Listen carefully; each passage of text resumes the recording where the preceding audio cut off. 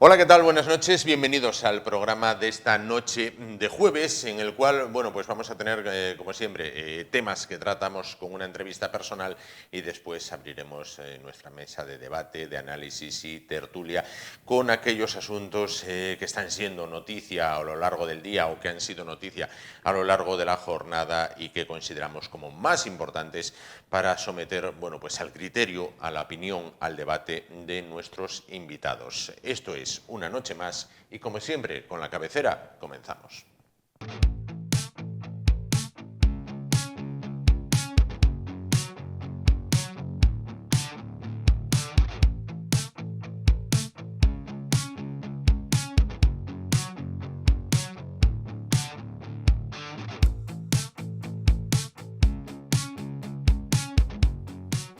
Vivimos sin duda tiempos de incertidumbre en lo económico, en lo social, en lo político, y hay un viejo axioma que dice que la unión hace la fuerza. Bueno, pues precisamente de este tema vamos a hablar porque de manera recurrente, quizás en algunas ocasiones de forma periódica, bueno, pues se habla acerca de si sería idóneo que España y Portugal, bueno, pues fueran un Estado conjunto, o al menos más próximo. Me explico. Vamos a ver, España y Portugal son vecinos desde hace siglos, incluso durante cientos de años formaron parte de la misma unidad política, ya por el tiempo de los Austrias, de Felipe II, de Felipe III. Sin embargo, bueno, pues decidieron separar sus caminos. Somos vecinos tan lejanos y tan cercanos a la vez, porque si echamos un poco de cuenta, quizás no sabemos demasiado acerca del país con el que más kilómetros de frontera compartimos. Si nos preguntan por el primer ministro de Francia, de Inglaterra, de Alemania o de Italia, pues sin duda el 99,9% de la población lo sabría. Si nos preguntan por el primer ministro de Portugal, se nos hace como una laguna a muchos en la cabeza, ¿no?, en ese momento. Bueno, pues vamos a hablar a continuación de España, de Portugal, de las vicisitudes que ambos atraviesan y de esos lazos más fuertes en unos momentos, menos fuertes en otros.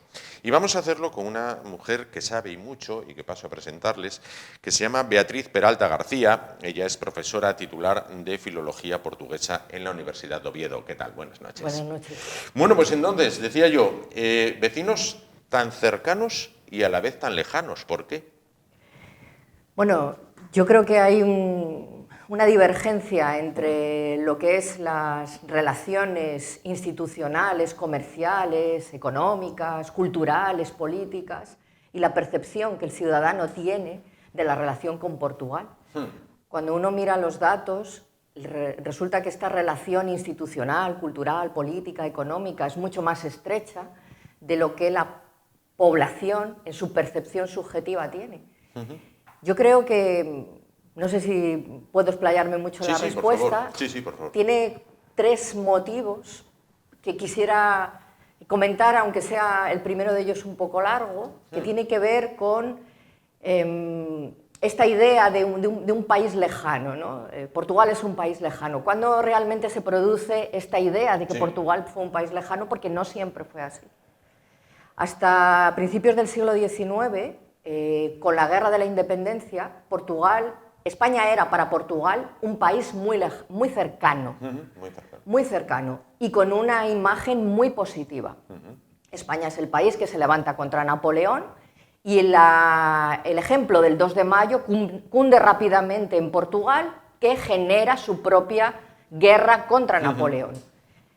Por lo tanto, la imagen es muy positiva en estos años y se quiebra justamente en el año 1847. ¿Por qué? En el año 1847 Portugal tiene problemas internos, tiene una revuelta que no logra sofocar, que viene del año 46, se prolonga entre el 47, y ante esta incapacidad de sofocar la revuelta le pide ayuda a España. Activa el pacto de la Cuádruple Alianza, que se había firmado a principios de los años 30, para asegurar en el trono a dos niñas reinas, Dona María II e Isabel II. Lo firman Portugal y España, Francia e Inglaterra. Portugal activa este pacto, inmediatamente llega un destacamento desde Inglaterra a Portugal y una columna del ejército español invade, entre comillas, Portugal. Salta la frontera en auxilio del gobierno portugués. En este momento se quiebra absolutamente esa imagen positiva de España porque es la violación del territorio nacional por un ejército extranjero, igual que había ocurrido durante Napoleón. Claro. Inmediatamente, solucionado este problema, aparece el debate en torno a la Unión Ibérica. Empieza en el año 1852 Sí. y a partir de este momento se generan dos ideas, una unión monárquica y una unión republicana, que se prolonga durante muchísimo tiempo, 20 años, nada más y nada menos. En España se acaba solucionando cuando entroniza a Amadeo de Saboya como rey de España, Sí. después del destronamiento de Isabel II. Inmediatamente después de la renuncia de Amadeo de Saboya se produce la Primera República. En este momento, la intelectualidad española empieza a plantearse qué ha salido mal, porque el debate se cierra aparentemente.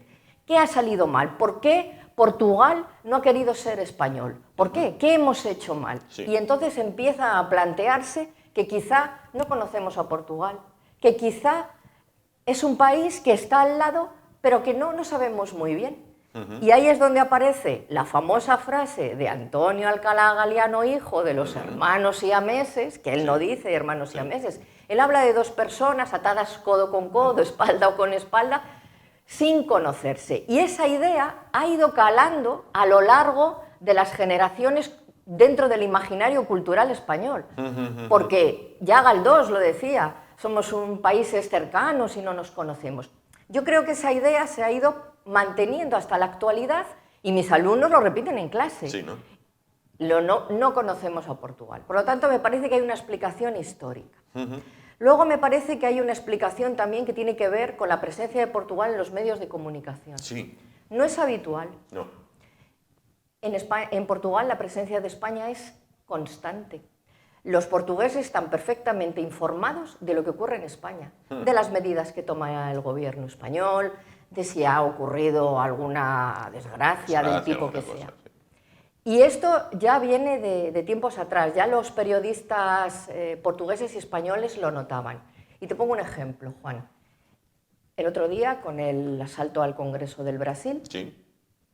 yo estuve viendo el programa que activa Portugal. Inmediatamente la radiotelevisión pública portuguesa generó un programa que duró hasta las tantas de la mañana, yo lo estuve viendo, y rápidamente destacaron el apoyo a Lula y al gobierno portugués de tres apoyos internacionales. El de Estados Unidos, por el paralelismo evidente, el de la presidente del Parlamento Europeo, Roberta Metsola, y el del gobierno español. Y el del gobierno español. Rápidamente. Sí. Pedro Sánchez se hizo eco rápidamente de lo que ocurrió y le transmitió el apoyo. Y Portugal rápidamente lo comentó. Y luego el tercer elemento que creo que aleja a Portugal es que Portugal nunca ha sido un país turístico. Portugal ha tenido turismo, obviamente, pero no ha sido un país turístico. Y creo que solamente ahora empieza a haber, por parte de las agencias y de los turoperadores españoles, una oferta de paquetes vacacionales para visitar Portugal. Portugal es un destino fácil, pero no un destino con mayúsculas. Claro. Cuando los españoles se tienen que viajar... Lo comentábamos. Cuando te vas de vacaciones a Portugal, es como, ¿a dónde vas de vacaciones? A Alemania, a Francia, a Inglaterra, a Grecia, a Turquía, a Tailandia. Y tú, a Portugal. Y se te quedan mirando como diciendo, no había para más, ¿no? Exactamente. O sea, no había para más. Es más, se utiliza mucho una frase que me llama la atención, que es, fui a dar una vuelta hasta Portugal. Exacto. O sea, no fui de vacaciones, fui a dar una vuelta a Portugal. Sí, porque yo creo que hay conciencia de nación, por lo tanto nosotros somos españoles, los portugueses son portugueses y esto lo tenemos claro. Además, tenemos la frontera más fija de Europa seguro y probablemente del mundo. Una frontera que es terrestre, no es una frontera natural como los Pirineos. Por lo tanto, hay una conciencia de nación, pero creo que hay una conciencia geográfica. Claro. Vivimos en una península y todos lo sabemos. Entonces, Portugal es un destino cercano, ¿no? Si nos ponemos aquí en Oviedo, Lisboa está más cerca que Cádiz. Por lo tanto, es un destino cercano y además es un destino económicamente asequible, porque la economía portuguesa y la española son muy parecidas. Sí. El producto, la renta per cápita Sí. española y portuguesa es muy parecida, el salario mínimo interprofesional está un poquito más alejado, pero relativamente cercano. Por lo tanto, los precios son parecidos. Son parecidos. Y económicamente a un español le resulta muy asequible visitar Portugal, en este que caso. irse a cualquier otro país. ¿Sería factible a día de hoy eso que comentábamos al inicio, ¿no? Ese tema recurrente que surge de cuando en cuando, de podrían ser un Estado conjunto, o es una utopía que no se realizaría jamás? Bueno, un Estado conjunto, eso es imposible. Ya quedó claro justamente cuando se superó el debate en torno a la Unión Ibérica. Quedó claro que no había una conciencia común, ¿no? El iberismo en el siglo XIX no es más que la recepción de las teorías nacionalistas que desde finales del siglo XVIII aparecen en Europa, concretamente en Alemania, y se van prolongando a lo largo de las décadas hasta culminar en las unificaciones de Italia y Alemania. No respondemos a la misma realidad, aunque sea muy parecida, y no hay una conciencia histórica común. Es verdad que, como tú comentabas, Portugal perteneció a la corona de España durante 60 años, Sí. ¿no? Entre el año 1580 y 1640, pero los portugueses continuaron manteniendo la conciencia nacional de un país completamente distinto. Se pierde, o al menos hay autores que así lo afirman, se pierde la oportunidad histórica cuando Portugal forma parte del Imperio Español, que la capital del imperio fuese Lisboa, al tratarse de un imperio de ultramar, de un imperio, bueno, pues completamente marítimo. Bueno, pues no Madrid, en este caso el Escorial, allí todo centralizado, cerrado, no, sino que fuera una capital abierta al mundo, bueno, como Londres, por ejemplo, que tiene puerto. Es decir, que hubiera sido un imperio marítimo como era colonial marítimo y la capital que hubiera sido Lisboa. ¿Esa unión hubiera perdurado? Bueno, no lo podemos saber. Pero sí es verdad que lo que estás apuntando es que una de las razones que siempre le reprocharon a Felipe II, los portugueses, era no visitar Portugal. Formaba parte de los acuerdos que Felipe II toma con el gobierno portugués y cumple todo el pacto. Lo cumple todo absolutamente sin ningún problema. Pero sí incumplió la idea de residir en Portugal.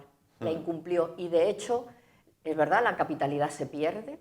Hay una obra de 1619 que se llama Corte en Aldeia, que es la obra de Francisco Rodríguez Lobo, que es una obra en la que se pone encima de la mesa justamente eso, que Portugal se ha convertido en un anexo a España. Lisboa ha perdido su capitalidad. Hemos pasado de ser un imperio a ser una aldea, ¿no? Corte en la aldea. Claro. Y se considera que es uno de los textos con más fuerza nacionalista, más incluso que Os Lusíadas. Más fuerte incluso que Os Lusíadas. Por lo tanto, no podemos saberlo, ¿no? Sería historia factual, esto es historia ficcional, pero sí que es verdad que ahí hubo algo que hizo que Portugal no permaneciese. Pero déjame recordar que no solamente Portugal se independiza de la corona de España, de la monarquía hispánica, también se independizan los Países Bajos, que ahora están empezando a recordar que efectivamente tienen un pasado español. Felipe II era el rey legítimo de los Países Bajos, no era un rey ilegal bajo ningún concepto. Entonces, quizás la conciencia nacional es complicada. Claro. Luego influye también, considero en la historia, Portugal es un país muy arrimado en lo político a Inglaterra. Inglaterra durante muchos años mantiene una durísima pugna con España. Portugal, quizás temiendo a su vecino, se arrima a Inglaterra y pasa factura eso también. Es como, me estás engañando con mi peor enemigo. No creo. La ayuda de Inglaterra a Portugal justamente se produce en el contexto de una crisis dinástica que va a llevar al rey don João I a la corona de Portugal y al inicio de la dinastía Avís contra Juan II de Castilla, ¿no?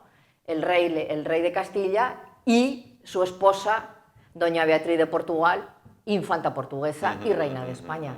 En ese momento, don João, mestre de Avís, futuro don João I, firma un pacto, mejor dicho, ya lo había firmado don Fernando, con Inglaterra justamente para defenderse de España, y el apoyo de los arqueros ingleses es determinante para ganarle la guerra, la batalla de Aljubarrota a España.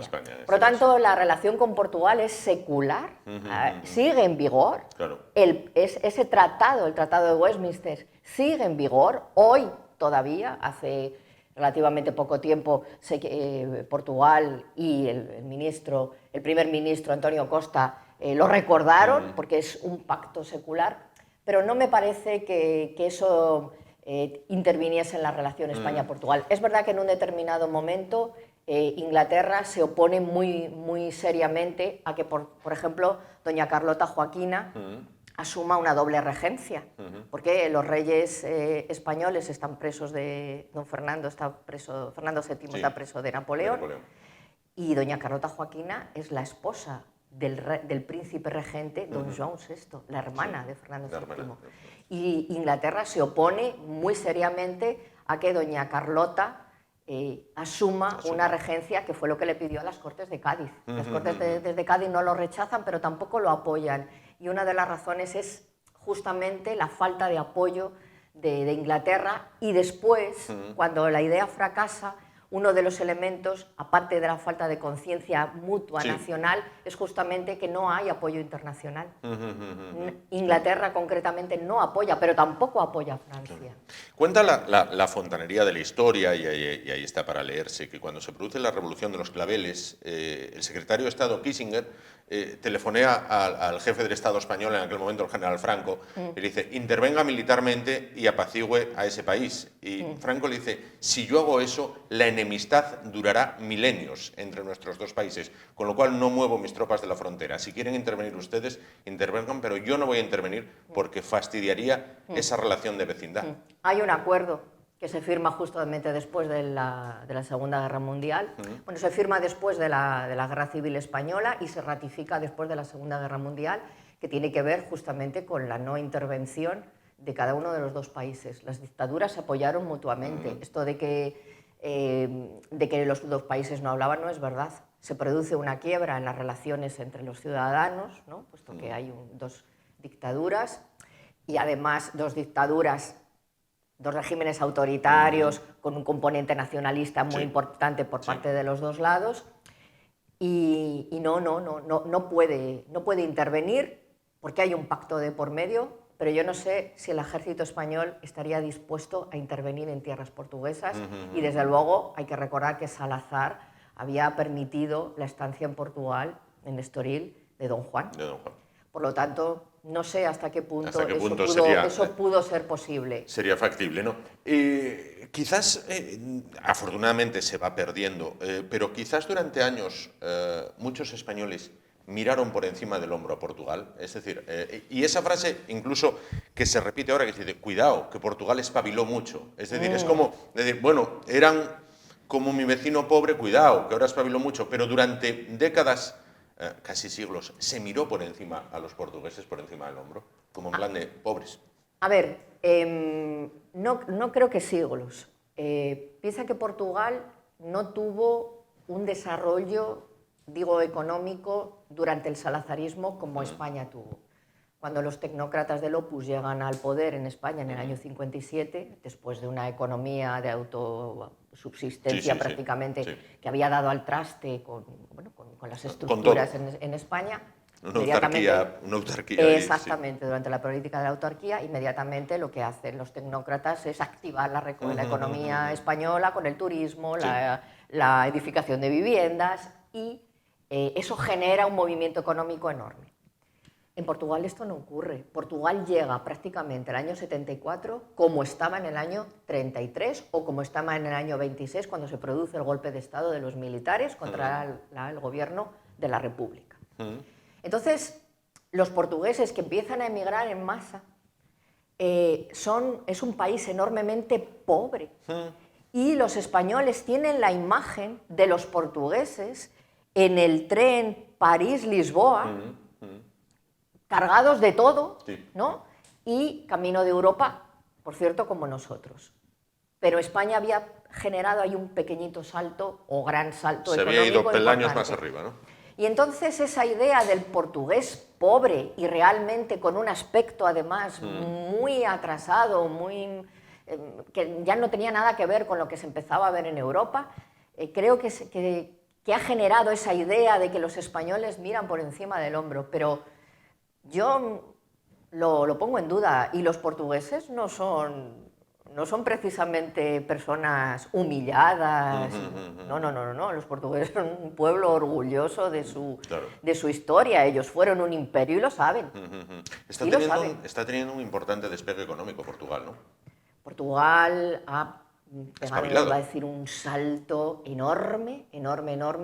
También piensa que el estado del bienestar en España se construyó más rápido y más profundamente que en Portugal. Claro. El estado del bienestar es muy parecido ahora, pero es verdad que a veces tienen un estadio como un poquito más bajo, ¿no? Tardaron más tiempo en construirlo, pero son un país a veces incluso muchísimo más europeo que nosotros. No tienes más que ir a Lisboa. El dominio del inglés es secular en Portugal. El portugués es un idioma muy difícil desde el punto de vista fonético, y aprender lengua les resulta muy fácil. Muy fácil. De hecho, la diplomacia portuguesa consiguió situar a Antonio Guterres como jefe de la ONU. Y por lo tanto fue un éxito diplomático sin precedentes probablemente. Y sí es un país enormemente moderno, sobre todo Lisboa. Claro. Lisboa fue siempre una ciudad cosmopolita, pero de siempre, ¿no? Cuando se produce el terremoto de Lisboa, en el año 1755, el impacto del terremoto en Europa fue enorme porque justamente destruyó una ciudad cosmopolita, como no la había en aquel momento. Es que Lisboa era, pues como lo pudiera ser ahora Nueva York, claro. Una ciudad enormemente cosmopolita, con gentes de todas partes, abierta al Atlántico, ¿no? Una ciudad marítima, como tú recordabas antes, y bueno, y creo que ese espíritu lo siguen manteniendo. Y es muy evidente en estos años de atrás este salto, ¿no? Que nosotros lo hemos hecho, pues lo hicimos como a finales de los 80, en los principios de los 90, ellos han dado un salto cualitativo, sobre todo después de la Expo de Lisboa, ¿no? Del año 98, la malla urbana se regeneró completamente, están invirtiendo muchísimo en la recuperación de los edificios históricos, que estos años de atrás estaban como muy abandonados, ¿no? Sí, era como una capital en decadencia. Exactamente, ¿no? Bien, lo bonito de lo antiguo, pero parecía que si le pasabas un estropajo aquello volvería, ¿verdad? Exacto, era como, bueno, denle con un poco de bayeta que ya verá cómo luce con más esplendor. Pues todo eso lo han hecho, están recuperando ya desde hace algún tiempo todas las márgenes del río donde está Belém, toda esta zona han hecho un paseo absolutamente maravilloso, y sí se nota una inversión en la capital. Todavía tienen que invertir mucho más, pero hay toda una recuperación y van poco a poco, ¿no? Desde la costa hacia el interior, ¿no? Y ya no es, para el que lo visita, ya no es como ver un capítulo de la serie Cuéntame. No. Bueno, había mucha gente que decía, está muy bonito, pero es como cuando ves Cuéntame, van como 10, 15 años por atrás. Bueno, de cara a la colaboración, veíamos antes en las imágenes, a la colaboración mutua, quieren organizar un mundial de fútbol entre ambos, entre España y Portugal, lo cual serviría mucho para acercar, ¿no? Sin duda. De hecho, ya se había planteado, estos años de atrás ya se había planteado, incluso le hicieron la oferta, si no recuerdo mal, para el año 22, y ahora justamente la han hecho, creo que han sumado a Ucrania, ¿no? Como una forma de apoyar la reconstrucción al país. Efectivamente. Y yo creo que esto es buenísimo, y habría que... Todavía hay muchísimos ámbitos en los que España y Portugal pueden colaborar. En el ámbito del entretenimiento, yo no entiendo por qué no aprovechan esta historia común que tenemos, no solamente para hacer series ambientadas, ¿no? En los dos países, ¿no? Sino creo que hay un margen que llegue más a la población, ¿no? Porque ya te digo que el ámbito comercial, económico, cultural, político está bastante desarrollado. Está en vigor. Para usted es natural de Salamanca, para las personas que viven más cerca de la raya, de la frontera, entiendo que la distancia es mucho más corta, no solo en lo físico, lógicamente, sino también en lo humano, ¿no?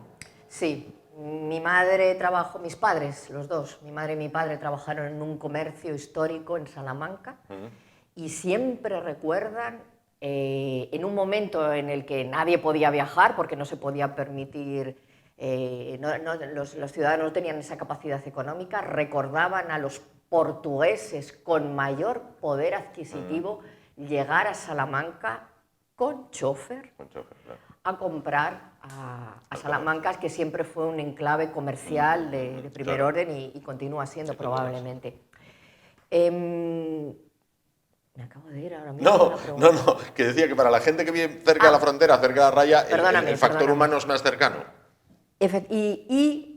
Durante muchos años eso se quedó así, en una cosa muy puntual, pero efectivamente nosotros tenemos una referencia histórica, el terremoto de Lisboa forma parte de nuestro imaginario cultural. Claro. El día 1 de noviembre en Salamanca hay un hecho histórico, una figura, el Mariquelo sube a la torre de la catedral y entona una canción del folclore popular salmantino. Claro. Entonces, nosotros tenemos la idea del terremoto de Lisboa y la idea de que Portugal está del otro lado de la frontera. Lo sabemos. Claro. Y ahora sí que es verdad que desde hace unos años para acá los estudiantes portugueses vienen a España a pasar el fin de año, a pasar un fin de semana, y nosotros, salmantinos, siempre nos quedan las playas de Figueira da Foz, históricamente más cerca de que nos pueden quedar las playas de Asturias. Del norte, sin duda. Bueno, pues también para aquellos, hemos repasado mucho la historia, para aquellos más jóvenes quizás, muchos opinan, ¿y qué gran equipo de fútbol tendríamos? ¿Qué gran selección tendríamos? Bueno, se ha ido Cristiano, así todos seguiríamos teniendo buen equipo, que falta puede que nos haga a los dos. Beatriz Peralta García, profesora titular de Filología Portuguesa de la Universidad de Oviedo, muchísimas gracias por estar con nosotros, gracias por invitarme, y acercarnos este gran desconocido tan cercano que es Portugal, el país al que durante generaciones muchos, iba a decir españoles y españolas, iban a comprar toallas. Voy a ir a comprar toallas y manteles. Y venían con toallas, manteles y un gallo que cambia de color. Que lo hay en millones de hogares españoles. Un gallo que cambia de color, ahí lo tiene mucha gente. Hay un aparador de las abuelas y las toallas y las manteles que son buenísimos. Son buenísimos. Esos tejidos portugueses son buenísimos. Sí, lo siguen siendo. Lo siguen siendo, sin duda. Portugués es muy bueno. Pues muchísimas gracias por estar con nosotros esta noche. Si les ha interesado el tema, bueno, pues mañana viernes,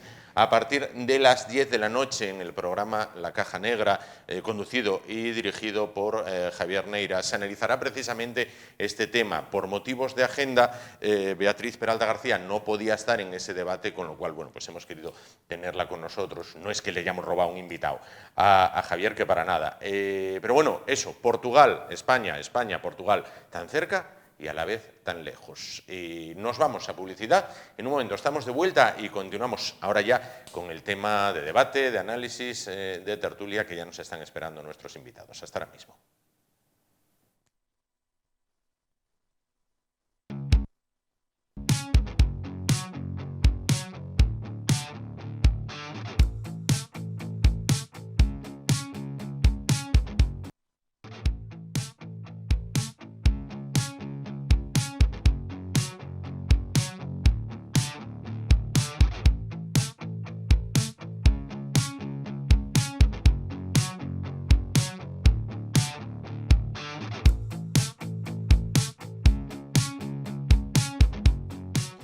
Bueno, pues comenzamos ya, dejamos el tema de la entrevista personal y vamos ya con el tiempo para el debate, el análisis y la tertulia. Una jornada esta, que no lo dijimos antes, en la cual, bueno, pues se han registrado 4 heridos tras desplomarse el techo de una cafetería en Oviedo, y 200 escolares en Gijón han tenido que ser evacuados porque el suelo del aula de dicho colegio, Colegio Rey Pelayo, bueno, pues se vino abajo en este caso. Afortunadamente, en ninguno de los dos casos hubo que lamentar, bueno, pues una desgracia personal en forma de fallecimiento. Bueno, vamos a tratar ya los temas que tenemos sobre la mesa, porque la actualidad, bueno, pues viene marcada por distintos aspectos, algunos de los cuales, bueno, pues vamos a poder desarrollar con nuestros tres invitados de esta noche, que paso a presentarles. Vamos a comentar por este lado Begoña Fernández Costales, presidenta de FEDA, que es la Federación de Empresarias y Directivas de Asturias. ¿Qué tal? Buenas noches. Muy buenas noches, Juan. Encantado que estés con nosotros. Por el otro lado, Fedra Salvador, directora de Mediados Asturias. ¿Qué tal? Buenas noches. Y junto a ella, Iván Mayada, que es historiador. ¿Qué tal? Buenas noches. Buenas noches. Bueno, pues tres temas a priori a abordar durante aproximadamente esta hora de duración. Bueno, el primero tiene que ver, engancha con el tema que tratábamos ayer, esa polémica que se ha suscitado en torno a los retrasos que traería aparejados la llegada del AVE a Asturias. No a Asturias, sino bueno, pues, a Oviedo y Gijón, ya que se anunciaba que la obra, la línea férrea entre Pola de Lena y Oviedo estaría bueno, pues bloqueada, estaría inservible durante los fines de semana de 4 años. Esta misma mañana, la delegada del Gobierno, Delia Losa, pues afirmaba que eso, que no va a ser así, bajo ningún concepto. Bueno, parece que los políticos saben más que los técnicos. Lo que sí también aseguraba Delia Losa es que no se atreve a decir que el AVE llegará en mayo. Bueno, pues que podría irse más allá. En definitiva, que no saben cuándo puede llegar la alta velocidad en este caso. El segundo tema, que va aparejado a este, es qué peso tiene Asturias a nivel nacional, porque la pregunta es muy simple. ¿Sería esto concebible que ocurriera en Esplugas de Llobregat? ¿Sería concebible que ocurriera en Álava? ¿Sería concebible que ocurriera en Santiago de Compostela? ¿Sería concebible que ocurriera en Valencia? ¿Sería concebible que ocurriera en Andalucía? Bueno, ¿qué peso tiene Asturias dentro del panorama regional? Es decir, ¿figuramos algo dentro de lo que es el conjunto de la nación? El segundo tema, bueno, tiene que ver, por primera vez en Asturias, un condenado por violación, en este caso por violar a su hermana. Es el primer excarcelado en virtud de la ley Sí es Sí, una ley que a nivel España, a nivel nacional, ya se han beneficiado de ella 145 violadores o agresores sexuales. También otro ciudadano, en este caso en Avilés, ve rebajada su pena 1 año después de haber abusado de una joven de 18 años en la Villa del Adelantado. Pero bueno, el primer violador que saldrá a la calle en Asturias ya lo hace en virtud de esa ley Sí es Sí. Mientras tanto, la secretaria de Estado de Igualdad está en el ojo de la polémica, Ángela Rodríguez Pan.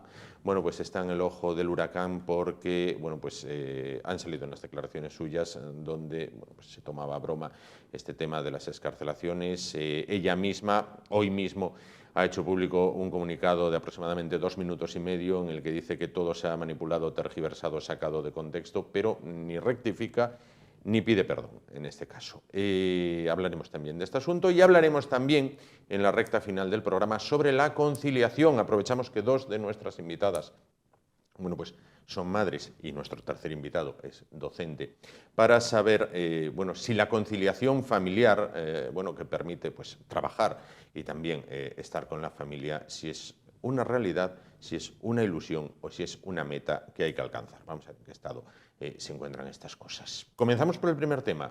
¿Pesa Asturias algo? No digo mucho o poco, digo algo a nivel nacional. Todos a la vez. Yo. Sí, adelante. ¿Pesa algo Asturias a nivel nacional? Bueno, yo creo que evidentemente el peso de Asturias a nivel nacional es menguante. Una situación que se ve agravada no solo por bueno, indicadores económicos o indicadores demográficos, sino por indicadores políticos. Por indicadores políticos, y me refiero a no solo el hecho de que Asturias no posea un partido que a nivel nacional pueda reivindicar desde una postura nacionalista o regionalista, vemos a Revilla en Cantabria, las mejoras, las inversiones que Asturias necesita, que haga ruido, sí, que se haga notar, que se haga necesitar en Madrid, no existe. Y por otro lado, bien es verdad que al gobierno de Asturias tampoco le existe una oposición en Asturias que pueda sacarle las vergüenzas ante su socio del mismo signo que ocupa la Moncloa. El señor Canga fue elegido candidato del PP, el 18 de diciembre se presentó con toda, bueno, con todo boato. Creo que no ha vuelto a aparecer en Asturias, no sé si aparece en algún medio de comunicación que yo no lea, escuche o visualice, pero desde luego me parece que es bastante grave que viendo las declaraciones de Delia Losa, de que va a ser una obra de mejora de una vía que va a durar 4 años. Estamos hablando de nada más y nada menos que 4 años. 4 años. La inexistencia de críticas a el gobierno que sostiene ese tipo de gestión es, me parece que tanto o más grave que ese tipo de declaraciones. Entonces, ¿pesa algo Asturias en el panorama nacional? Te ha visto que cada vez menos, y me temo que es una situación que nosotros mismos agravamos y nos tiramos piedras encima de nuestro tejado, porque cuando no existe un buen gobierno, al menos tiene que existir una buena oposición, o viceversa. Entonces, ¿es una situación fácil de solventar? ¿Es una situación fácil de resolver? No. Llegará mayo, llegará las elecciones, ganará Barbón por incomparecencia del candidato de la oposición, me temo. Desde luego, las obras durarán 4 años y se paralizará el tráfico todos los fines de semana, igual que las obras del tercer carril de 4 kilómetros de la Y duran 4 años también. Y aquí paz y después gloria. Y dentro de 4 años seguiremos votando, me temo que lo mismo. Mira, al hilo de esto que dices antes de dar la palabra a Fedra Begoña, esta misma mañana tuve que ir a Langreo, ¿vale?, a realizar unos trabajos en Langreo.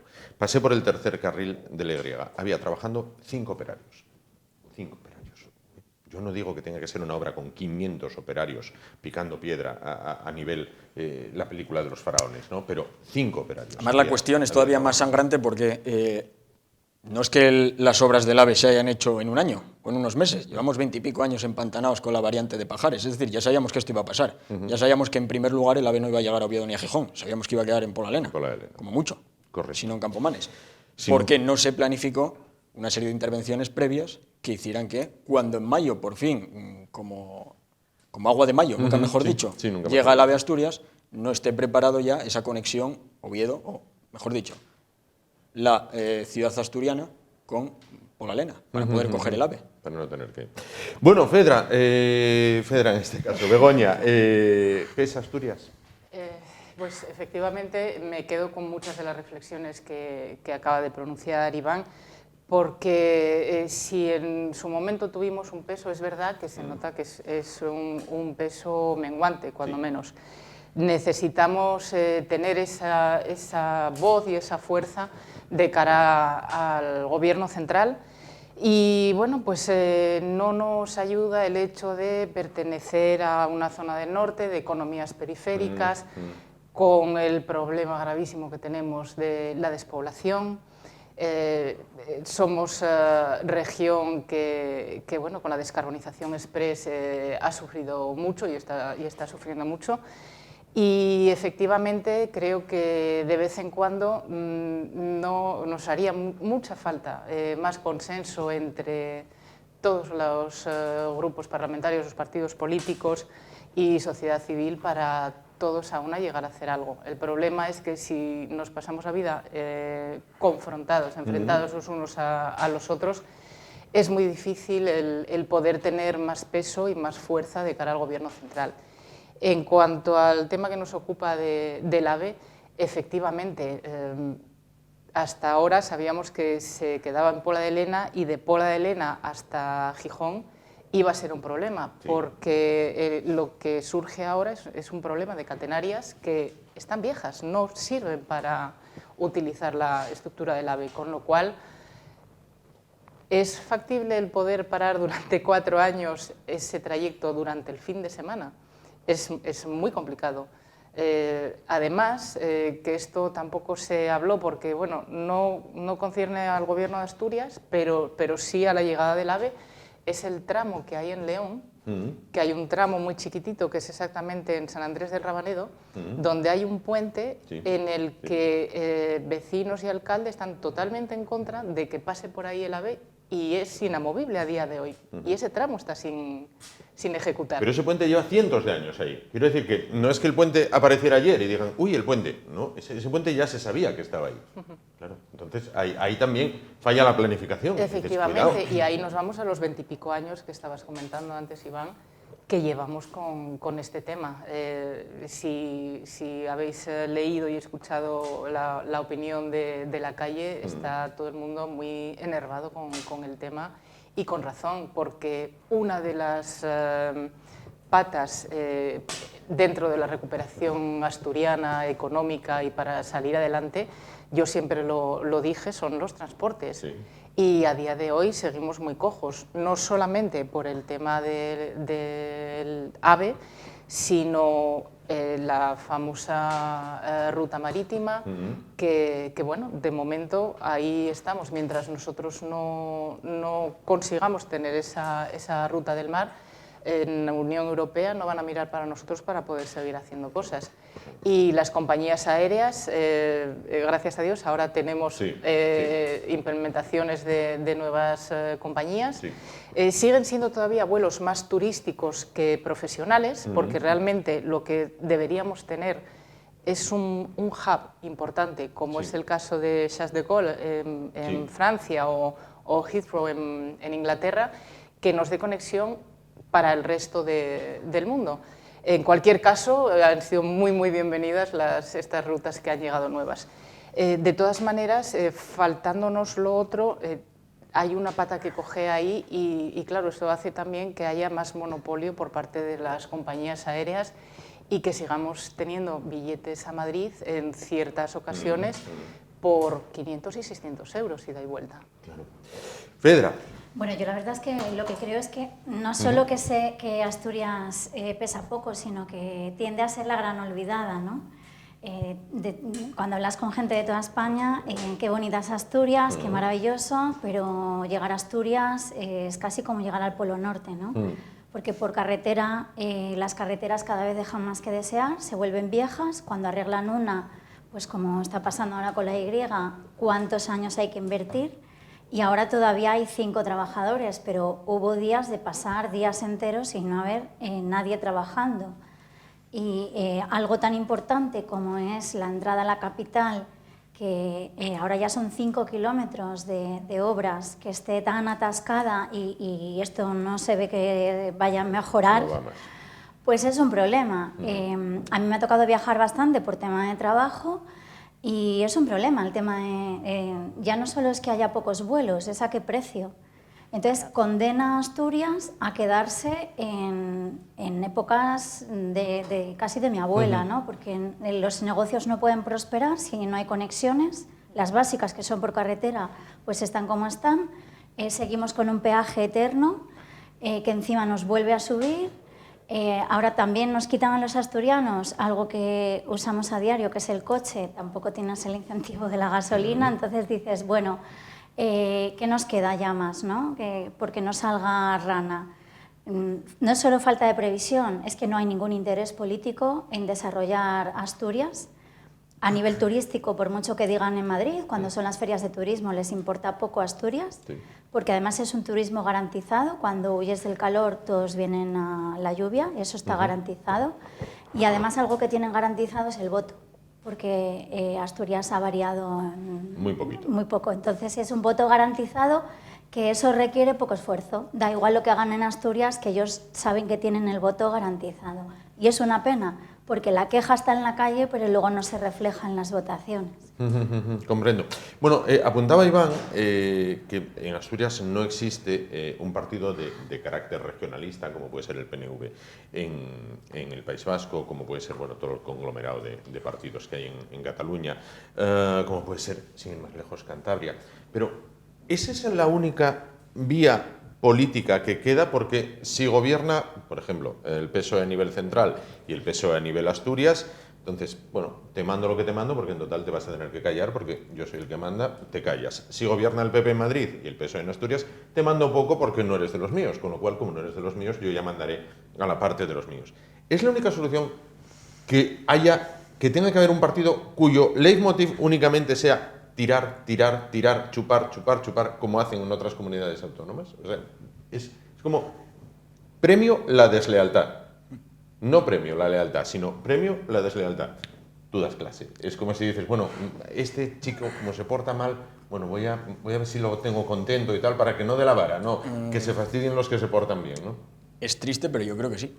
O sea, yo creo que España hoy en día funciona así. Hoy leíamos en la prensa una noticia que yo creo que nos sirve muy bien como ejemplo de esto, y es la inversión del gobierno central en las óperas de Oviedo, de Bilbao y de Valencia, que tienen mismas características, mismo formato. La inversión en la Ópera de Oviedo, el incremento en la Ópera de Oviedo es de 91.000 euros. La inversión en la Ópera de Bilbao es de 500.000 euros. Sí. Donde sabemos que necesitan a un partido político como es el PNV para aprobar los presupuestos generales del Estado. Bueno, puede ser un pago. La inversión para la Ópera de Valencia es de más de 1 millón de euros de aumento del presupuesto, de la inversión. No hay partido nacionalista como tal en Valencia o que gobierne Valencia, pero claro, Valencia es una comunidad económica y demográficamente lo suficientemente potente como para hacer temer que en mayo puedan perder las elecciones y que se dé un cambio de gobierno en una comunidad con mucho más peso que Asturias. Entonces, ahí no hay un partido nacionalista, pero ahí lo que se quiere es, efectivamente, congraciarse con el partido gobernante, que es el mismo que hay en la Moncloa, para que, bueno, pues con esas dádivas de 1 millón de euros, determinados sectores proclives a votar a el cambio, al PP, bueno, se mantengan fieles. Vean que de la mano de este gobierno nos puede ir mejor que de la mano de otro gobierno. Entonces, ¿es necesario que haya un partido regionalista o nacionalista para que aumente la inversión o para que se mejore la inversión en infraestructuras o, como en este caso, en algo tan nimio como es la ópera? Parece que sí.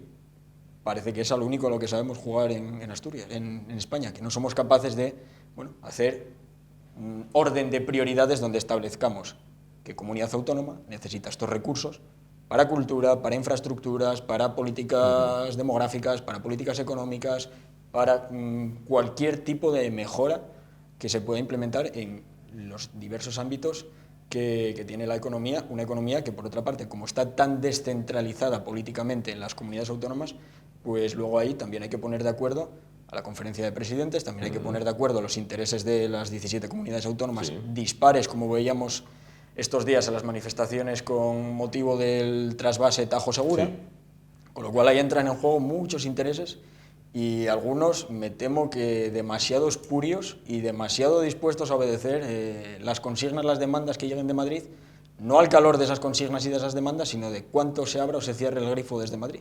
Claro. Bueno, somos 1 millón de habitantes, bajando, nos agarramos como podemos con las uñas y con los dientes a esa cifra del 1 millón con derecho a voto, lógicamente menos, hay que descontar la población que no vota. El número de diputados que en unas elecciones generales, Asturias, se juega en Madrid, es mucho más bajo que el de otras comunidades autónomas. Esto hace que, bueno, un poco lo que decía Iván, ¿no? Que, bueno, tampoco interesáis mucho. Si estáis contentos, bien, y si no, poneros. Quiero decir, ejemplifico esto, este retraso en la obra, los 4 años, lo que decíamos al inicio, Begoña, Fedra, Iván, ¿sería concebible en Cataluña, en País Vasco, en Galicia, en Andalucía, en Valencia, o nos toca a nosotros porque somos pocos? Efectivamente, es muy complicado porque si bien lo hablábamos, yo creo que en la última tertulia que abordábamos el tema de los impuestos, ¿sí? Y se hablaba de bajar o no, fiscalidad sí, no, porque y creo que es un tema fundamental que habría que abordar, el buscar de alguna manera esa armonización entre las diferentes comunidades autónomas, porque si no lo que está haciendo es lastrar a comunidades como la nuestra. Esto no quiere decir que cada una tenga sus características específicas, porque no es lo mismo tratar una comunidad como Asturias con la población súper envejecida, además de cada vez cayendo más en número, que ya creo que estamos por debajo del millón, sino que pues eso, hay que buscar esa armonización y entre todas las comunidades autónomas, o sea, intentar que haya una línea independientemente de que cada una tenga sus características y su peso, porque como bien comentabas, no es lo mismo el peso que tiene Valencia con respecto a Asturias y claro, ya no vamos a hablar ni de Cataluña ni de País Vasco. ¿Qué pasa? A nosotros nos faltan cartas con las que poder jugar, cartas que otras comunidades tienen y nosotros no. Entonces, no nos podemos quedar con que nuestra carta sea que a lo mejor nuestro gobierno es el mismo que está en el gobierno central. Necesitamos tener más. No sé si a través de un partido regionalista, no sé si a través de un gran pacto entre todos los partidos, entre FADE, la Federación de Empresarios de Asturias. Vuelvo a reiterar lo que decía antes, creo que se trata de entre todos aunar esfuerzos para poder pegar ese puñetazo encima de la mesa, que creo que es lo que hace falta. Nosotras en la Federación, a través de FEDA, creamos una federación nueva que se llama EDA, que es Empresarias y Directivas del Atlántico. Y ahí nos unimos las 5 federaciones del norte de España de mujeres empresarias y directivas. Y estamos País Vasco, Navarra, Cantabria, León, Asturias y Galicia. Con el único motivo de poder, entre todas juntas, comunidades que, bueno, quitando País Vasco, tenemos todas unas peculiaridades y unas características comunes, como es lo que hablábamos antes de la descarbonización, de cada vez la demografía está bajando cada vez más, y creo que con proyectos de este tipo podemos llegar a intentar ser más fuertes en el gobierno central y que Asturias sea escuchada, porque realmente nos hace muchísima falta. Falta hace, otra cosa es que nos oigan. Vivimos en España las autonomías, ¿verdad? Ahora llega una prueba del algodón, llamémoslo así, por utilizar un lenguaje coloquial y que entienda todo el mundo. Para el presidente Barbón, quiero decir, ese retraso de 4 años, ahí está. Bueno, pues ahora te toca lograr que no haya retraso. Y eso será, bueno, ponerte frente al espejo. A ver, yo creo que retraso va a haber, porque por mucho que los políticos digan de boquilla que no va a ser así, los técnicos, los que están ahí trabajando y los que saben del tema, incluso, o sea, tú le preguntas a cualquiera que esté en el mundo del tren y sabe perfectamente que no hay unas condiciones como para que de aquí a mayo eso salga adelante, es inviable. Entonces, a ver, ahora, como eso no va a ser posible, yo creo que a Barbón no le va a pasar factura en nada, sinceramente, por lo que decía antes, porque yo creo que nos conformamos, ¿no? Asturias es de un carácter últimamente bastante conformista, no ha sido así. Venimos de nuestra sangre guerrera, minera, de reivindicar, de unirnos. Conseguimos tener políticos que luchaban por los intereses de Asturias, no por los políticos, por los de la tierra, ¿vale? Por sacar adelante toda la industria. Fuimos generadores de empleo de muchas comunidades autónomas, que necesitamos mano de obra y tiramos de las comunidades de alrededor. Eso, y de las de muy lejos. Y de lejos. Eso ha cambiado totalmente, pero también ha cambiado el perfil político. El perfil político ahora es tan bajo que los que destacan no por sus hechos, sino por las palabras, porque luego los hechos incluso contradicen lo que dicen, ¿no? Entonces, tenemos un problema de calidad política y en Asturias se nota más que en otras comunidades. No hay una calidad política suficiente, me da igual del palo que sea, pero no hay una calidad política suficiente que defienda la tierra de Asturias, lo que de verdad necesita Asturias. Lo que se necesita. Iván, como historiador, ¿esto siempre fue así? Es decir, Asturias en algún momento tuvo, bueno, pues, como decía Begoña, la capacidad de dar un puñetazo encima de la mesa y decir, cuidado, conmigo tenéis que contar.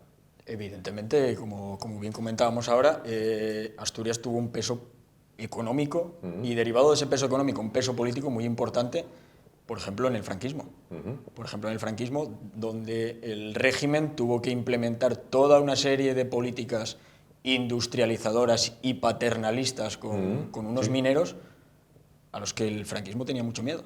Entonces, no hay más que ver cómo el primer pulso que pierde el régimen es en 1962, la que se llama mal llamada huelgona, donde los mineros sientan al gobierno a negociar y consiguen una serie de reivindicaciones que hasta ese momento parecían imposibles. Un franquismo al que todavía le queda más de una década de existencia. Es decir, estaba en pleno apogeo, no habíamos entrado en la decadencia ni del difunto, ni del régimen, ni de las instituciones. Entonces, sí, tuvimos mucho peso político. Otra cosa es que ese capital político, como bien comentaba mi compañera, bueno, pues se haya perdido. Ya en el 18 no hay más que ver que dos de los pensadores más importantes en el siglo XVIII son asturianos, Jovellanos y Campomanes. Sí. Como una tierra tan pequeña, tan aislada, tan alejada y tan empobrecida es capaz de dar a dos de las mentes más privilegiadas del siglo, seguramente los dos estén en el top 10 de los ilustrados más importantes y más preeminentes de Asturias. Si a eso le añadimos a Feijóo, que no es asturiano, pero que de adopción es asturiano, yo diría 3 de 10 de los ilustrados más importantes de Asturias. Claro, comparar a los políticos actuales con los ilustrados del siglo XVIII... Con este tridente que acabas de decir... Con este tridente que acabas de decir, sí, verdaderamente... Mira, yo sé que te gusta mucho el cine, te voy a dejar con una imagen de una película que a mí me gusta mucho, que es Dos hombres y medio. Dos hombres y un destino, que diga, cuando Robert Redford y Paul Newman llegan a Bolivia pensando que es el país de las oportunidades, el país pródigo, y se bajan del tren y lo que hay es un andén abandonado, mísero, con unas gallinas por ahí picoteando, se quedan uno mirando para el otro y dicen, a lo mejor esto es lo mejor de Bolivia. Espero que los viajeros que lleguen a Polalena y vean el estado de las carreteras y vean que tienen que esperar un tren que va a tardar 4 años en llevarles a Oviedo, o un autobús que tendrá retrasos y andará por la Y a trompicones, espero que no tengan esa imagen que tenían Paul Newman y Robert Redford. Que tenían Paul Newman y Robert Redford. Ahondo en lo que decías, en Sidesa. En Sidesa pudo establecerse en cualquier lugar de España. Exacto. Y vino a establecerse Asturias. Y en Sidesa cambió la fisonomía, no solo de Avilés, que antes de Sidesa era un pueblito pequeño, sino la economía asturiana. El gigante que tiró por la economía asturiana fue en Sidesa durante toda la vida. Bueno, de hecho ahora, si Arcelor se constipa, Asturias coge frío. Pero bueno, un OSA. Una industria hullera ya deficitaria que el régimen decide rescatar y darle un nuevo aire. Sin duda. Para tener contento a ese sector. Sin duda. Bueno, vamos a pasar al siguiente tema. En este somos pesimistas, como bien han visto. Y en el siguiente tema no sé yo, porque vamos a ver, la aplicación de la ley CSI a nivel de España ya se han beneficiado de la misma pues 145 violadores o abusadores sexuales, y en Asturias el primero de ellos sale a la calle. Bueno, pues se trata de un individuo bueno, pues que estuvo en la cárcel por haber violado nada más y nada menos que a su hermana. Bueno, mientras tanto, la Secretaría de Estado de Igualdad iba a decir que se ríe, en este caso, de quienes dicen que la ley no funciona. Posteriormente, después de pillarla con el carrito de los helados riéndose de este tema, hoy hace un vídeo de 2 minutos y medio donde, eso sí, no pide disculpas, no rectifica tampoco, y la ley a día de hoy continúa sin rectificar. Desde el PSOE cargan contra esta señora, que se llama Ángeles Rodríguez Pan. Lo de Pan no sé si es alias mote o es que es apellida Pan, verdaderamente, porque Ángeles Rodríguez Pan, bueno, bien. Cargan contra ella desde el propio PSOE, el Partido Popular pide que dimita o que se la cese. Por el momento, ahora mismo, bueno, pues a no ser que haya sido en los últimos momentos, ahí continúa. Bueno, vamos a ver, la ley continúa sin modificarse. Empiezo por ustedes, por ser chicas. Bueno, efectivamente, la ley, todos queremos creer que no se redactó para que los violadores pudieran estar en la calle, evidentemente, pero ha pasado lo que ha pasado, y es que en el Código Penal, al haber juntado los dos delitos, el de abuso y el de agresión, es lo que hace que esa horquilla de penas sea menor.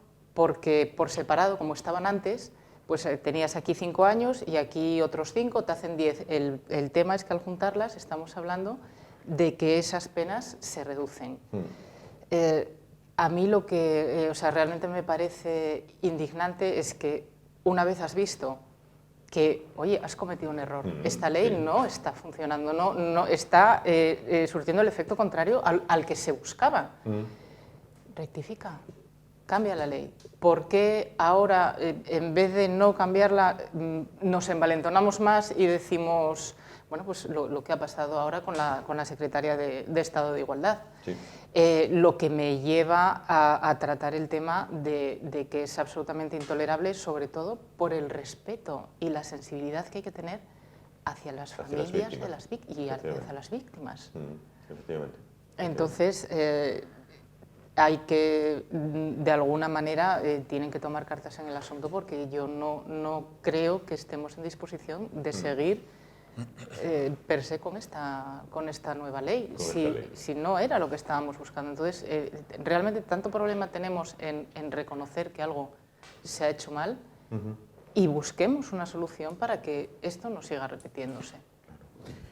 La verdad es que yo estoy alucinada porque no hace mucho comentábamos cuando salió la ley, justo aquí en esta mesa, pues un poco los efectos que iba a tener esta ley, ¿no?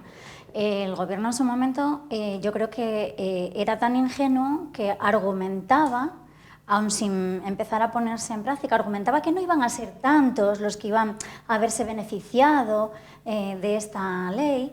Y bueno, eran una ingenuidad pasmosa, ¿no? De, bueno, ¿cómo es posible, no? Cargaban incluso contra los jueces, son ellos los que tienen que analizar caso a caso. Vamos, yo me quedaba atónita porque el desconocimiento del mecanismo de la ley, de la aplicación de la ley es tal de, vamos a ver, un juez tiene límite en la ley que tú escribes. Sí. Si la ley que tú escribes le deja ese margen de acción, tiene que aplicarlo, no le queda otra. No puede aplicar su criterio el que le dé la gana, tiene que aplicar la ley que tú has redactado, una ley que ya desde un principio hacía aguas, pero ellos en su argumento nos querían hacer creer que era otra cosa, que estábamos equivocados, se está viendo, están saliendo a la calle. Y a mí lo que me alucina es que la gente siga defendiendo, la gente afín a ellos evidentemente, sigue defendiendo esta ley. O sea, tú puedes ser muy afín a este gobierno, pero esto no es defendible. Hay otras cosas que quizá entran más, pero esto no es defendible. No es defendible porque estamos hablando de cuestiones muy graves y muy serias. Yo soy madre de hijas y a mí no me gustaría que reinara la inseguridad en las calles porque a partir de ahora no son unos pocos los que van a salir, son muchos los que van a salir. Y en cuanto empiecen a revisarse, como ellos decían, uno a uno, cada uno de los casos, otro gallo cantará.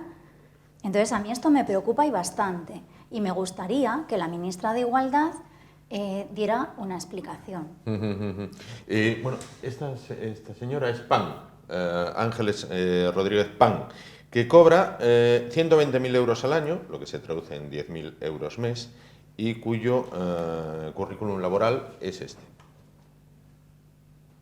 Nunca. Yo puedo hacer un trato con ella, cambiarle el salario y prometer no decir ninguna burrada del tamaño de las que ella... Nunca ha trabajado. Quiero decir, esto ahonda en lo que decíamos, ¿no?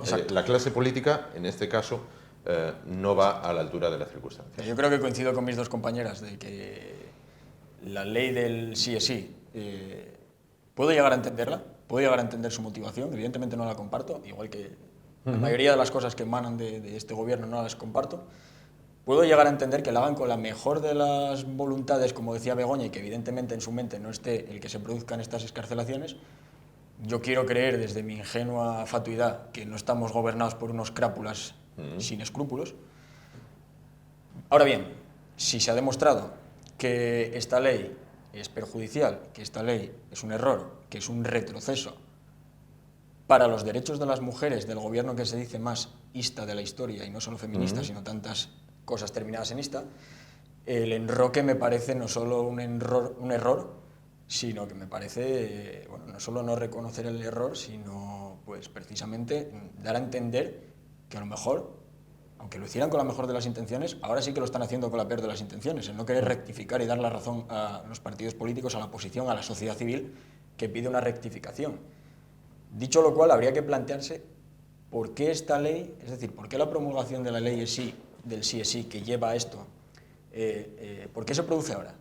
Y no me refiero a que se produzca en 2023 o en 2022 finales, cuando yo creo que estamos más concienciados que nunca en la historia de España con los derechos, la igualdad. No me refiero a eso, me refiero a cómo sucede en 2022 teniendo el gobierno con mayor número de asesores, altos cargos, cargos de confianza, todos ellos cobrando del erario público. ¿Cómo diablos ninguno de esos asesores, altos cargos, cargos de confianza, se da cuenta de que, algún jurista habrá, digo yo, debería, se da cuenta de que va a llevar a eso y cómo no, o una de dos, o no se dan cuenta, con lo cual ya sabemos a qué están, a cobrar a final de mes, o dándose cuenta, con la peor de las intenciones, que es seguir cobrando a final de mes, no son capaces de hacer que sus políticos, los políticos que tienen que asesorar, vean, bueno, tamaño error. Pero en su momento sí que los expertos hicieron informes avisando de las consecuencias que iba a tener esta ley. Expertos externos. Yo Externos, creo que Iván sí. se refería a los del propio ministerio. A los que nos cuestan dinero. Claro, y el gobierno se dedicó a tacharles de machistas, incluso pues de que ellos no sabían del tema, ¿no? Cuando en realidad eran los expertos en la materia. O sea, estás tapando la boca a expertos que saben, ¿no? No hace mucho hablábamos pues, de el conocimiento que tienen que tener los ministros, ¿no?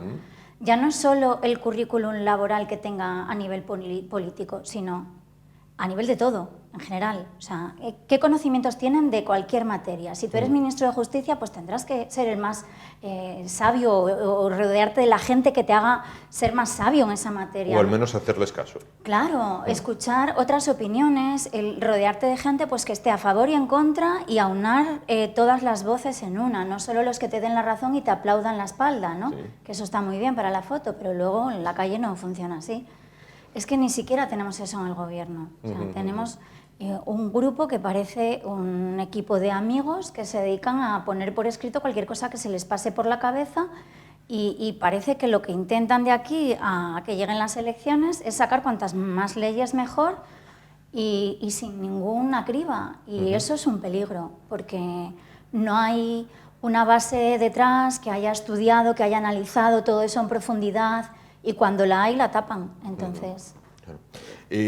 Begoña, Fedra, y no es por meterlas en un compromiso, ustedes son empresarias, dirigen empresas. ¿Una señora como Ángeles Rodríguez Pan, después de esto, una empresa privada sería cesada? Sí, por supuesto. Sin duda. Totalmente de acuerdo. Y Fedra, sin duda. Bueno, es que sin es duda. así. No me dura un minuto, vamos. Por cualquier pequeño motivo estás en el ojo del huracán en una empresa porque tiene unas consecuencias para el empleador, ¿no? Entonces, imagínate, estamos hablando no para el empleador, estamos hablando para la sociedad. Las consecuencias son para ti, para mí, para nuestros hijos, nuestras familias. Esto es serio, o sea, no estamos hablando del dinero de un empresario, estamos hablando de cuestiones del día a día que nos afectan a todos los ciudadanos. Estaría cesada y, vamos, ya no estaría trabajando. Pero no solo ella, o sea, en este caso es ella, hay muchos otros que han metido la pata con comentarios. Yo creo que este gobierno no tiene humildad, que igual otros gobiernos lo han hecho peor y en otras épocas, incluso el socialismo, ¿no? Que hemos visto pues, que no prosperaron en España como debían de prosperar, ni tiraron por nuestro país como deberían, pero sí que reconocieron errores en su momento y chapó por ellos, ¿no? Porque la humildad es algo que un político debe tener. Yo creo que el mayor problema de este gobierno es precisamente que la humildad brilla por su ausencia, totalmente. Y partes de la base, como bien comentabas antes, en una empresa tú lo que quieres es tener a tu empleado o empleada con el mejor currículum adaptado a ese puesto de trabajo que va a ocupar. Tú si vas al médico quieres que te atienda el médico, no que te atienda el peluquero, ¿no? Bueno, pues creo que en todos los sectores de la vida es exactamente lo mismo. Y es fundamental que las personas estén preparadas para el puesto de trabajo que van a desempeñar. Es fundamental. Entonces, como empresa, evidentemente, ya estaríamos faltando a algo que no es así. Y por otro lado, una vez ha surgido esto, la empresa inmediatamente, cese, porque además a la empresa es que es muy fácil disparar con pólvora ajena. Esto repercute en costes en la empresa, con lo cual, en ese sentido, la empresa siempre es mucho más pragmática y cortas de raíz, no solo por los costes de la empresa, sino por pues eso, todo el daño que pueda estar haciendo en la calle. Más allá de, perdón, no sé si te interrumpí, más allá de aquel apelativo de casta que se utilizó desde Podemos para referirse a otros partidos políticos, Partido Socialista, Partido Popular, decían son una casta. Más allá de eso, en la política actual se ha institucionalizado una casta, quiero decir, creo que ya lo hablábamos en alguna otra ocasión. Antes, en el imaginario popular, cuando se habla con nuestros padres o con nuestros abuelos, está la frase esa, subyace en muchas casas, de este chiquillo es muy listo, va a llegar a ministro, estudió muchísimo, puede llegar a ministro, o fulanito fue ministro, y era como, ¿fue ministro? No, fue lo máximo.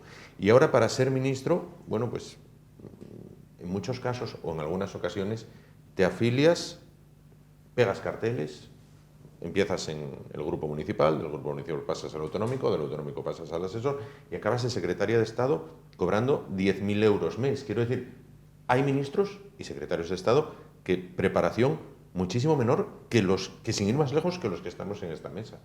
Es que yo creo que muchas veces en la política no prima el tener una formación determinada, sino ser esa persona Leal. lista, leal y que sabe moverse por dentro. Dentro de tu partido y de los fuera, porque luego en los partidos políticos siempre pasa lo mismo. O sea, tú tienes al enemigo fuera, pero más enemigo lo tienes dentro también. Ya lo dijo Churchill en su día. Sí. Entonces, muchas veces, actualmente yo creo que lo que está primando un poco en la política, en todos los partidos, es la persona que realmente sabe moverse, brujulear y llegar hasta donde puede llegar con esas artes, ¿no? Muchas veces prima eso a una formación determinada, por ejemplo. Correcto. Para acabar el tema, Iván, Cedra. Sí, evidentemente se prima la lealtad y la predisposición a la obediencia ciega, cerril y al sibuana a la formación, por ejemplo. Los que tenemos 2 carreras, 2 premios universitarios y 3 másteres, y no es por presumir, ahí te voy. Sí que sangra un poco, y yo sí que creo que los que hicieron tanto ruido con la casta, tantas manifestaciones públicas de limpieza, los que venían a regenerar la política, están incurriendo en errores mucho peores, porque a ellos se les ha puesto una lupa desde el principio, precisamente porque decían que iban contra esto. Entonces, dicho lo cual, esta señora Ángeles Rodríguez Pan, yo creo que tiene que aplicarse aquello de que la mujer del César no solo tiene que ser honrada, sino que tiene que parecerlo. Además tiene que parecerlo. Con lo cual, igual el mayor símbolo de honradez que hay es algo que no hace nadie en este país, que es, mira, he cobrado 10.000 euros al mes hasta ahora. Me voy a mi casa y por lo menos salgo por la puerta de atrás, pero asumiendo los errores. Asumiendo los errores. No están mal 10.000 euros, Cedra. No, yo los querría para mí. Los querría, sí. No les vamos a decir. Sin duda. No les vamos a decir que no. Bueno, el tercer tema tiene que ver... se dan muchísimos hogares españoles, españoles y a nivel mundial, pero bueno, estamos donde estamos. Es el de la conciliación familiar. Vamos a ver, es un tema bueno, del que se lleva hablando años. Yo no sé si en el plano solamente teórico, si hay avances en lo práctico, y se trata, bueno, pues, de poder bueno, pues, trabajar, compaginar el trabajo también con la familia, en este caso. Bueno, como tengo dos madres, en este caso, en la mesa, ahora cuando nos queda poco para las 11 de la noche, cuando estamos alrededor de las 11 de la noche, ¿quién está con los niños ahora mismo en casa de Begoña? Hemos avanzado mucho. Bien. Voy a empezar por ahí. Qué duda cabe que hoy día la mujer está plenamente incorporada en el mundo laboral y cada vez esa brecha, aunque históricamente bueno, pues, la mujer quedaba en casa, por eso vamos tardando más la brecha salarial y demás, se va cortando. No son pasos de gigante, va poco a poco, pero van seguros. A día de hoy hay un problema todavía de mentalidad, no solo del hombre, sino también de la propia mujer, porque muchas veces nosotras lo podemos comprobar desde la Federación, es la propia mujer la que decide si va a ser madre, no seguir con la carrera profesional y quedarse al cuidado de los niños. Esa mentalidad va cambiando poco a poco. Pero, ¿qué necesitamos para cambiar eso? Realmente las políticas de igualdad y los incentivos en cuanto a la conciliación todavía son escasos. Tiene que haber más, tanto a nivel institucional como a nivel empresas. Las grandes empresas debería ser obligatorio que tuvieran una guardería, porque muchas veces, ¿qué problema hay? Como esto se junta al de la brecha salarial. Sí. Normalmente, de los 2 sueldos de la unidad familiar, el de la mujer suele ser el más bajo. Entonces, ¿qué pasa? Que cuando la mujer va a coger la baja por maternidad y empieza o no a trabajar, muchas veces tienen que pensar en, es que hay que pagar la guardería, hay que pagar el transporte, hay que pagar esto, lo otro. El primer sueldo del que se va a prescindir es del más bajo y curiosamente es el de la mujer. Y esto solamente puede arreglarse a través de políticas de conciliación reales. Muchas veces pues el que por ser madre te den 300 euros, eso no soluciona nada, eso no soluciona absolutamente nada. Hablaba el otro día con una chica joven que fue madre y dice, bueno, sí, claro, es que yo recibo esta ayuda, pero con esta ayuda no me da ni para pagar lo que me cuestan los pañales al mes. Entonces, a lo mejor las ayudas tienen que ir por otra vía.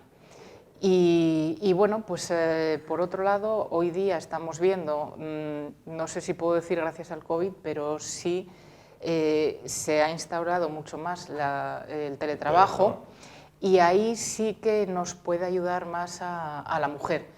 No obstante, sigue siendo la mujer la que solicita esa baja por maternidad, solicita ese teletrabajo, porque realmente sigue siendo ella la que se queda al cuidado no solo de los menores, sino de sus mayores. Sino también de los mayores. Fedra, Bueno, ¿cómo compaginar esto? A ver, la verdad es que en mi caso ha sido muy complicado porque además yo llevo más de 12 años siendo madre sola.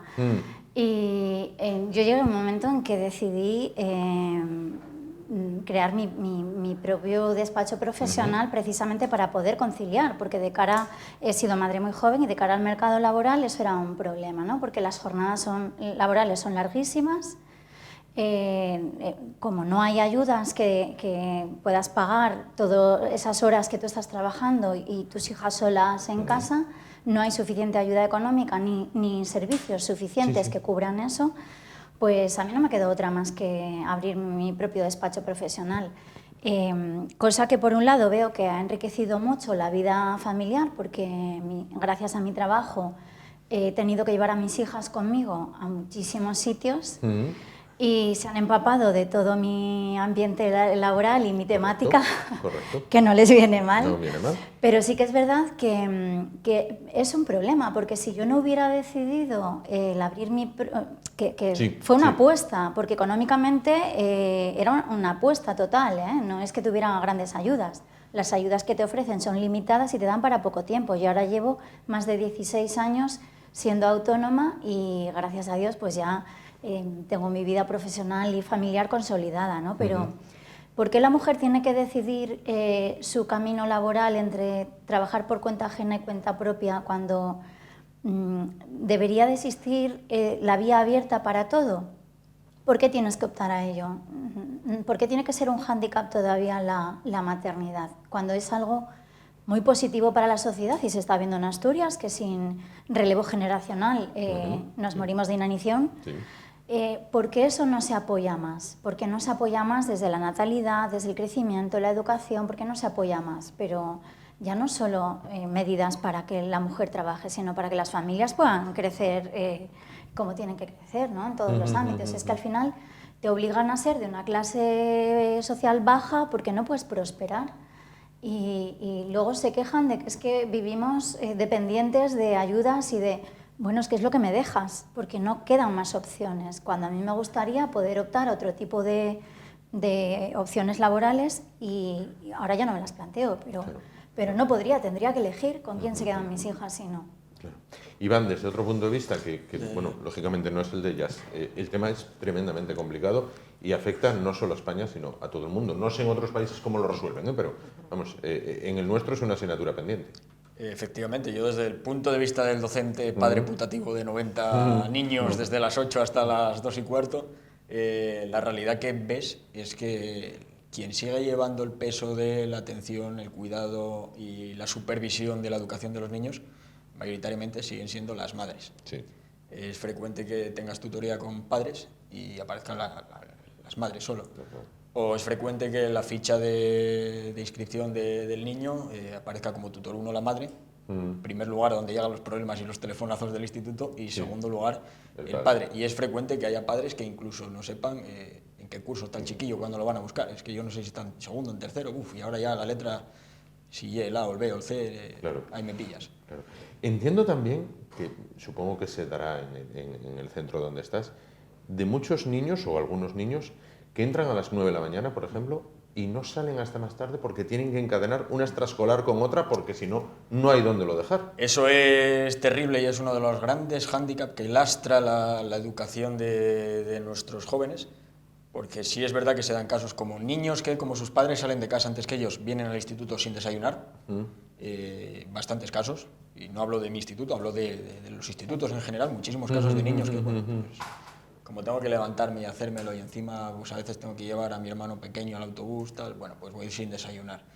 Y niños que, como decías, o encadenan una tras otra actividades extraescolares, con lo cual al final el niño cuando llega a casa a las 8 de la tarde a hacer los deberes y estudiar es lo menos que le apetece, sí. O se da el caso contrario, niños que sus padres trabajan y se pasan la tarde solos en casa, gestionando su tiempo de trabajo y su tiempo de asueto, que con una edad entre 12 y 16 años, no digo ya que más mayores, puede ser que lo gestionen mejor, pero entre 12 y 16 años es muy difícil que los niños per se sean capaces de decir, vale, ahora me voy a sentar, voy a hacer los deberes, voy a merendar 15 minutos, veo un poco la tele, despejo y sigo estudiando. Es imposible. Entonces, muchos casos de fracaso escolar vienen precisamente por ahí. Claro. Como yo siempre digo, el fracaso escolar es cosa de 50%. La educación, el sistema educativo, los institutos, el profesorado, la institución y las familias. Si una de esas dos patas falla, no es que esté cojo, es que está inválido. Completamente de acuerdo.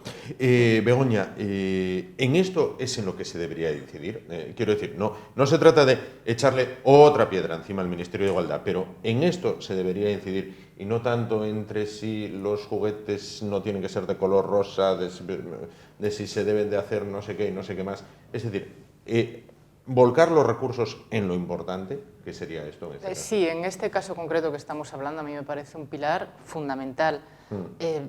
Yo, en mi caso particular, hago verdaderos encajes de bolillos. Es imposible. Además, yo viajo por razones de trabajo, me paso una vez al mes en África y, bueno, pues tengo que organizarme como puedo. Y, por un lado, está el tener esas políticas que nos van a ayudar a las madres a conciliar, a que podamos tener hijos y que no tengamos miedo porque nuestro trabajo va a seguir estando ahí, a poder incluso teletrabajar para que no tengamos estos problemas. Y luego, por otro lado, hay una parte muy importante del cambio de mentalidad que, bueno, va poco a poco, pero todavía cuesta. Yo los viajes que hago, bueno, pues no estoy hablando de ir a París o a Nueva York, sino a África, y la mayoría, por no decir el 100% de los viajes que hago, soy la única mujer. Y la anécdota de absolutamente todos los viajes es cuando estamos en las reuniones de trabajo, quedan mirando así para mí sorprendidos y me dicen, pero tú tienes dos niños, ¿no? Sí, tengo 2 hijos. ¿Y cómo te arreglas? Súper sorprendidos. Y yo les pregunto, yo bien, ¿y tú cómo te arreglas? Claro. Porque también tienes niños, ¿no? Claro. Entonces, poco a poco yo creo que hay que ir cambiando esa mentalidad. Los hombres tienen que darse cuenta que estamos ahí y nosotras también tenemos que tener un poco de manga ancha para que vean que realmente estamos entrando en el mundo y que poco a poco las cosas están cambiando. ¿no? Y que no sea como hasta ahora, pero sí, evidentemente me parece muchísimo más importante el ocuparse de problemas como la conciliación, la maternidad y el ayudar a que las madres no tengamos que decir que no a nuestros trabajos por la maternidad. Y muchas veces, ¿cuál es el problema? Que al obligarnos a elegir, ahí es donde empiezan los problemas también con la despoblación, porque unas eligen quedarse en casa al cuidado de los niños y otras directamente deciden, con la que hay ahora, es que no soy capaz de tener un hijo ahora. Renuncio a tener hijos. Por eso cada vez hay menos nacimientos y cada vez son más tardíos estos nacimientos, entre la inestabilidad del trabajo y que bueno, que para las mujeres todavía más complicado. Claro. Citaba antes Begoña, bueno, que muchas veces la mujer se ocupa, no solo, las más de las veces, no solo de los niños, sino también de los mayores, bueno, que hay en ese hogar. Hay que reivindicar también el papel de los mayores. Yo siempre, Begoña citaba su ejemplo personal, cito yo el mío, y lo digo mirando para ella. Yo, si no fuera por mi suegra, que en este momento me está viendo, y no lo digo solo por eso, no habríamos podido sacar adelante al chiquillo. Es decir, hace una guardia que ni los granaderos británicos que hay ahí en el Palacio de la Reina, o sea, está disponible las 24/7, si no fuera... Quiero decir, ese papel de los abuelos tampoco está reconocido en ningún momento. Sí, es verdad. ¿No? Y además es como mis hijas, que ahora ya son mayores de edad, las más mayores, me hace gracia porque ya empiezan a entrar en esa mentalidad, ¿no? De, bueno, como he sido madre joven y ellas aspiran a ser madres, dicen, bueno, vas a ser una abuela joven y entonces nos cuidarás a los hijos, ¿no? Entonces... es así, o sea, lo dicen a modo de broma, pero realmente es así. Estás entrenando ya para abuelita. Ya, bueno, empiezan a salirme las canas, bien, es el primer paso. Ahí vamos. Pero sí que es verdad que es así, porque si ellas quieren prosperar en su trabajo, que a veces no es cuestión de que vaya asociado a la mujer, a veces es el hombre el que dice, bueno, pues de los dos soy el que menos gano, pues el que más disponible va a estar para criar a los niños soy yo. Siempre es el que menos gana, ¿no? Sí. Yo tengo un amigo en Andalucía, que Álvaro ha sido padre, cuidador de sus hijas y con su mujer, pero evidentemente ahí ha echado toda la carne en el asador. ¿Y qué pasa? Que eso es un problema, porque cada vez que se ponen malas siempre van al mismo a reclamar de, como es el disponible, pues al final es un lastre, ¿no? Porque, ¿por qué tiene que ser siempre elegir uno, ¿no? ¿Por qué no puede haber más variedad de disponibilidad? Los abuelos a mí me parece que ahora nos jubilamos cada vez más tarde, los que se jubilan, que yo no sé si me tocará, pero cuando se jubilan... O si cobrarás. Deberían de tener un plus por ser cuidadores de sus nietos. Y es verdad que en otros países la mujer que se ha quedado en casa cuidando a sus hijos también tiene una jubilación propia, que se ha ganado a pulso porque ha trabajado en su hogar como educadora de sus hijos. O en otros países las jornadas laborales y las escolares acaban a la vez, que eso no lo veremos nosotros nunca, claro. Pero tienen que cambiar muchos factores sociales, del mundo laboral y también mentalidad de casa, ¿no? Porque mis hijas ya entran en esta mentalidad. Es que sin la figura de los mayores yo tampoco hubiera criado a mis hijas, ¿sabes? Porque... son una figura fundamental en nuestra sociedad, sobre todo en Asturias, que hemos sido muy de criarnos con abuelos, porque bueno, nos juntábamos varias generaciones. Ha sido una suerte, pero los que vienen no van a tener esa suerte. No. Creo que estamos quitando todas las ganas a Iván, no lo sé, de decir, bueno, no, pues anímate. Un día voy a ser papá, no lo sé. Algún día... Todo compensa. Cuando este país sea un país multicolor y todo funcione. Y sí, ojalá todos estos cargos públicos y estos ministerios nuevos que tenemos sirvieran para lo que dice su nombre. Ojalá tuviéramos políticas natalistas como las que hay en otros países europeos, y es que no tenemos nada que inventar, si es que ya está inventado, solo nos hace falta copiar. Solo falta copiar. Solo hace falta copiar. La semana pasada yo leía en la prensa que las mujeres menores de 30 años que sean madres en Hungría no pagarán ni IRPF. Bueno, pues es un avance, no pequeño. Claro. Incentivos bueno, pues para conciliar cuestiones que tú lees los periódicos extranjeros o escuchas o ves televisiones extranjeras y están a la orden del día, mientras que aquí yo leía el periódico ayer y la noticia era que María Jesús Montero, ministra de Hacienda, decía que sí, que el teletrabajo como opción para conciliar estaba bien, pero que en todo caso era temporal y reversible. Claro, si algo hemos aprendido de la pandemia es que podemos teletrabajar y el mundo no se para. Se ralentiza, a lo sumo. Es verdad. Pero puede seguir funcionando. Entonces, ¿por qué no implementar el teletrabajo, ahora que sabemos que funciona, para que durante un periodo de tiempo más prolongado los nuevos padres o madres puedan conciliar la vida laboral en casa, con el cuidado de los niños en casa, sin tener que recurrir pues, a costosas guarderías, al recurso a los abuelos, abuelas, Sí, sí. o bueno, hacer encaje de bolillos, como decía Begoña, y hacer un sudoku todos los días para ver a qué hora me sale el niño del colegio, a qué hora lo llevo a karate, y a ver la pequeña a qué hora la llevo a inglés. Efectivamente. Bueno, pues llegamos así al final del programa de esta noche, agradeciendo la presencia de nuestros invitados. Me despido de ellos en el orden contrario al que los presenté. Iván, muchísimas gracias por estar con nosotros Un esta placer. noche. Fedra, un placer estar placer. contigo una vez más esta noche. Begoña, como siempre, encantados de que hayas Un estado placer, con como nosotros. siempre, Juan. Gracias. Bueno, pues llegamos así al final, como les digo, al final del programa de hoy, y ya volvemos el martes a partir de las 10 de la noche con un programa quizás distinto. Bueno, estamos ahí preparándolo, no vamos a adelantar acontecimientos. Hasta entonces, gracias por su atención, ánimo y adelante. Buenas noches.